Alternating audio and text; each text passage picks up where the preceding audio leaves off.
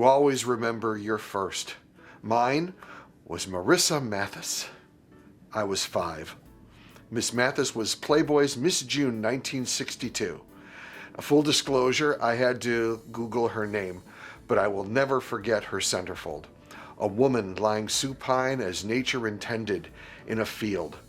I glimpsed her splendor in the grass while waiting for a haircut in Ken's barber shop. The magazine was in the chair next to me, and I idly picked it up and began to look at all the pictures. At that age, I was too young to claim I was reading Playboy for the articles. I was stunned and stirred all at the same time and kept furtively returning to the centerfold to ensure I was really seeing what I thought I was seeing. Marissa came to mind when I read the news last week that Playboy would cease publishing its signature nude pictorials. In reflecting on Playboy's no nudes direction, I find myself sounding like one of those old cranks who lecture young whippersnappers about having to walk 5 miles in the snow to school every day. At a time when prurient images and videos are a mere click away on your smartphone, how can today's youth appreciate the illicit thrill of standing in a drugstore, ostensibly looking for the latest Archie comic, but anxiously waiting for the druggist to turn his head so you could sneak a peek at Playboy's latest issue?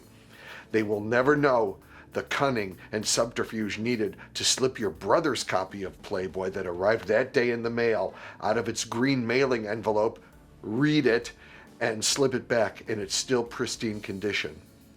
Now they can just Google every Playboy Playmate, as I did to find Marissa Mathes' name, and there will be a gallery of more than a half a century of Playmates spread over 16 screens. I don't know how it is for geeky adolescent girls. It's different for geeky adolescent guys. The Playboy was aspirational, a celebration of a lifestyle first proposed by Hugh Hefner in 1953. We enjoy mixing up cocktails and an hors d'oeuvre or two, he wrote, putting a little mood music on the photograph and inviting in a female acquaintance for a quiet discussion on Picasso, Nietzsche, jazz, and sex. Hef had me at hors d'oeuvres. I avidly watched Playboy After Dark and imagined myself among the party guests. I got to an age where I received permission from my parents to buy my own copies of Playboy, although I still felt the need to hide them away in a suitcase in my closet. And believe me, 4 words you never want to hear from your mother are, "I found your Playboys." What kind of a man reads Playboy? Branded ads asked. For a time, I was the kind of man who read Playboy, musically speaking anyway. My picks for the annual music poll: Miles Davis Best Trumpet Player, Ginger Baker Best Drummer, Eric Clapton Best Guitarist, dovetailed with the readership at large. Well, Playboy's new direction will be unveiled in the March 2016 issue. End of an era and all that.